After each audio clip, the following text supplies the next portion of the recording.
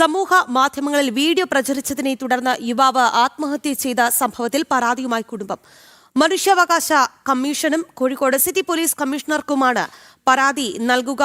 അസ്വാഭാവിക മരണത്തിന് ഇന്നലെ medical college police കേസെടുത്തിരുന്നു. മരിച്ച ദീപക് ബസ്സിൽ ലൈംഗിക അതിക്രമം നടത്തിയെന്ന് ആരോപിച്ച് യുവതി വീഡിയോ പ്രചരിപ്പിച്ചതിന് പിന്നാലെയായിരുന്നു ആത്മഹത്യാ. വിവരങ്ങളുമായി അർജുൻ PS ചേരുകയാണ്.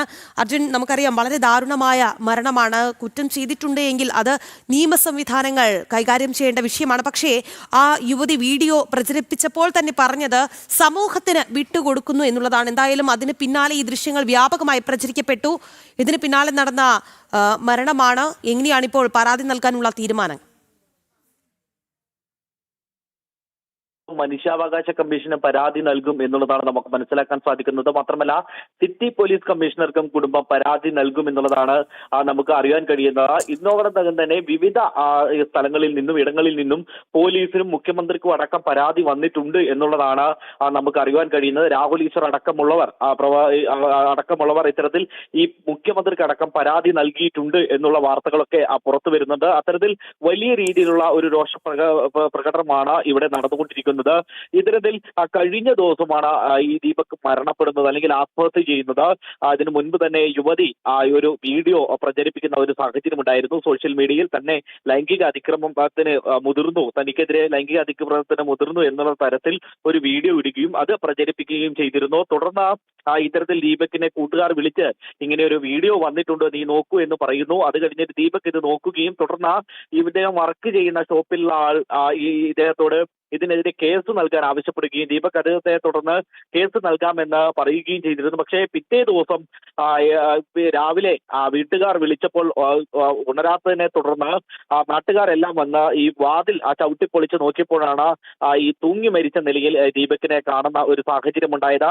അപ്പോഴും ദീപകിന്റെ സമീപം ആ ഫോൺ ഉണ്ടായിരുന്നു. അത്രത്തോളം വലിയ വിഷമത്തിലായിരുന്നു ദീപക് എന്നുള്ളതാണ് കഴിഞ്ഞ ദിവസം അടക്കം ബന്ധുക്കളും അതുപോലെ തന്നെ ദീപകിന്റെ വീട്ടുകാരും ഒക്കെ പറഞ്ഞത്.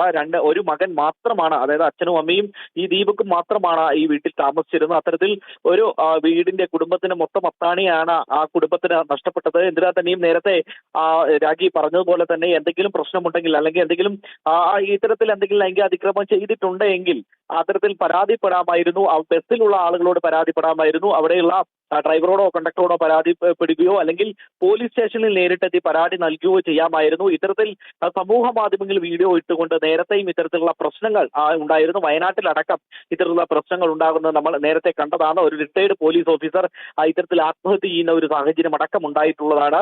ആ ഒരു സാഹചര്യത്തിലാണ് വലിയ രീതിയിലുള്ള ഒരു പ്രതിഷേധം ഉയർന്നു വരുന്നത്. യുവമോർച്ചയുടെ ഭാഗത്തു നിന്നും ഇന്ന് വലിയ രീതിയിലുള്ള ഒരു പ്രതിഷേധം ഉണ്ടാകുമെന്നുള്ളത് നമ്മളെ അറിയിച്ചിട്ടുണ്ട്. അല്പസമയത്തിനകം തന്നെ യുവമോർച്ച പ്രവർത്തകർ വലിയ രീതിയിലുള്ള ഒരു പ്രതിഷേധം അറിയിക്കും എന്നുള്ളതാണ് നമുക്ക് മനസ്സിലാക്കാൻ സാധിക്കുന്നത്. ഇതിനാൽ തന്നെയും അല്പസമയത്തിനകം തന്നെ കുടുംബം മനുഷ്യാവകാശ കമ്മീഷനും അതുപോലെ തന്നെ സിറ്റി പോലീസ് കമ്മീഷനും പരാതി നൽകുന്നുണ്ട്. കഴിഞ്ഞ ദിവസം ഈ മരണവുമായി ബന്ധപ്പെട്ട അസ്വാഭാവിക മരണത്തിന് പോലീസ് കേസെടുത്തിട്ടുണ്ട്. അതായത് മെഡിക്കൽ കോളേജ് പോലീസ് കേസെടുത്ത് അത് സ്വാഭാവിക നടപടിയാണ്. പക്ഷേ ആ തരത്തിലല്ല വേണ്ടത്. കൂടുതൽ നടപടിയിലേക്ക് നീങ്ങണം. ഈ സ്ത്രീക്കെതിരെ, അതായത് ഈ യുവതിക്കെതിരെ, ഈ പോസ്റ്റ് ചെയ്ത യുവതിക്കെതിരെ ശക്തമായ നടപടി വേണം എന്നുള്ളതാണ് കുടുംബത്തിന്റെയും അതുപോലെ തന്നെ ഇദ്ദേഹത്തിന്റെ സുഹൃത്തുക്കളുടെയും ഒക്കെ പ്രധാന ആവശ്യം എന്ന് പറയുന്നത്. രാഖി. ശരി അർജുൻ.